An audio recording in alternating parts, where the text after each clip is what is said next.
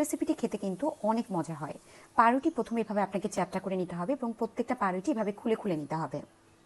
এবার পাউরুটির উপর এভাবে টুথপিক দিয়ে পাউরুটিকে এভাবে শেপ করে আপনারা বেঁধে নেবেন এবং এটাকে ডুবো তেলে ভালো করে শক্ত করে ভেজে নেবেন। ভাজা হয়ে গেলে বুঝতে পারবেন যে এটা কতটা ক্রিস্পি হয়। এবার ডিম আপনি নিয়ে সেদ্ধ করে নেবেন। ডিম সেদ্ধ হয়ে গেলে ডিমের খোসা ছাড়িয়ে নিতে হবে। এবার একটি জিপলক ব্যাগে অথবা একটি পাত্রে আপনি ডিমগুলো নিয়ে নেবেন, সাথে ধনিয়া পাতা নিতে হবে এবং ভালো করে কুচি করে নিতে হবে।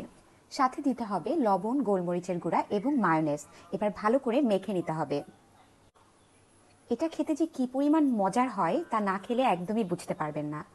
এবার এই মিশ্রণটি আপনারা যে ব্রেডটা ভেজে নিয়েছিলেন তার ভিতর দিয়ে দিবেন এবং গরম গরম পরিবেশন করবেন।